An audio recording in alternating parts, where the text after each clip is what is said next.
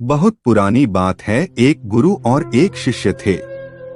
वे दोनों बनारस में रहते थे। एक दिन किसी कार्य उज्जैन जा रहे थे। उज्जैन जाते जाते उन्हें रास्ते में ही रात हो गई।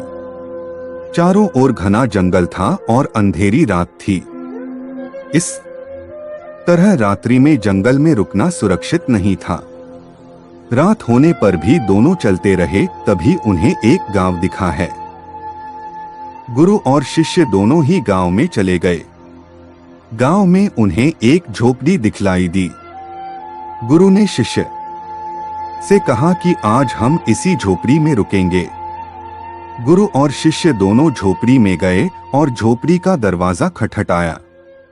झोपड़ी से एक गरीब आदमी बाहर आया और गुरुजी उस व्यक्ति से बोले, हम दोनों बहुत दूर से आ रहे हैं और रात्रि अधिक हो गई है। जंगल में रहना खतरे से खाली नहीं है, इसीलिए हम रात्रि में यहाँ रुकना चाहते हैं। वह व्यक्तिगत गरीब अवश्य था, किंतु दिल से बहुत नेक इंसान था। उसने सम्मान पूर्वक गुरु और शिष्य को झोपड़ी के अंदर बुलाया और उन्हें स्वादिष्ट भोजन करवाया और रात्रि में सोने के लिए बिस्तर भी लगा दिए। भोजन करने के पश्चात गुरुजी ने उस गरीब व्यक्ति से पूछा, तुम्हारा घर तो बहुत छोटा है, किंतु तुम दिल के बहुत धनवान हो। तुम्हारी रोजी रोटी का साधन क्या है? उस गरीब व्यक्ति ने गुरु के मुंह से अपनी प्रशंसा के लिए धन्यवाद दिया और बोला, मेरे पास इस गांव में सबसे अधिक जमीन है, किंतु वह जमीन बंजर है, जिस पर किसी भी प्रकार की खेती संभव नहीं है। इसलिए मैंने अपनी रोजी रोटी पालन के लिए एक भैंस रखी है। उसी भैंस का दूध और घी बेचकर मैं अपनी रोजी रोटी चलाता हूँ। उस व्यक्ति की बात गुरुजी को कुछ अजीब सी लगी, किंतु वह कुछ नहीं बोले और सोने चले गए।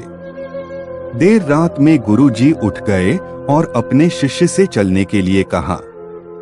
दोनों गरीब व्यक्ति को बिना बताए घर से निकल गए और जाते जाते गुरुजी उसकी भैंस को अपने साथ ले गए। अपने गुरु का यह आचरण शिष्य को अच्छा नहीं लगा और वह बोला, गुरुजी, इस गरीब व्यक्ति के पास रोजी रोटी का यही एकमात्र साधन है। अगर हम इसे ले गए तो यह व्यक्ति अपनी रोजी रोटी कैसे चलाएगा? अपने शिष्य की ऐसी बातें सुनकर गुरुजी मंद मंद मुस्कुराए और शिष्य से बोले, आज से ठीक 10 वर्ष पश्चात तुम इसी स्थान पर आना और इस व्यक्ति से फिर से मुलाकात करना। भोर होने के पहले ही गुरु और शिष्य भैंस लेकर उस गांव से बाहर निकल गए। धीरे धीरे कई वर्ष बीत गए। 10 वर्ष बीतने के पश्चात चेले को गुरुजी की बात याद आई कि उसे फिर से गरीब व्यक्ति के घर जाना है। शिष्य फिर से उसी गांव गया। गांव जाते ही उसने देखा कि जिस स्थान पर झोपड़ी थी, ठीक उसी स्थान पर एक आलीशान मकान बना हुआ है। यह देखकर उसे बड़ा आश्चर्य हुआ। शिष्य मकान मालिक से मिलना चाहता था। जैसे ही शिष्य मकान के पास गया, उसने उसी गरीब व्यक्ति को देखा, किंतु इस बार गरीब व्यक्ति बहुत अच्छे कपड़े पहने हुआ था और देखने में बहुत ही संपन्न प्रतीत हो रहा था। शिष्य उस व्यक्ति के पास पहुंचा और बोला, क्या आपने मुझे पहचाना? मैं वही बालक हूं जो आज से 10 वर्ष पहले रात्रि हो जाने के कारण अपने गुरुजी के साथ आपके घर रुका था। वह व्यक्ति झट से शिष्य की बातें सुनकर उसे पहचान गया और बोला, हाँ हाँ, मुझे बहुत अच्छे से याद है। उस रात्रि अगर आप लोग मेरी झोपड़ी में नहीं आए होते तो शायद आज भी मैं उसी दरिद्रता में जी रहा होता। उस रात आपके जाने के बाद मेरी भैंस भी कहीं चली गई थी और मेरे रोजी रोटी के लाले पड़ गए थे।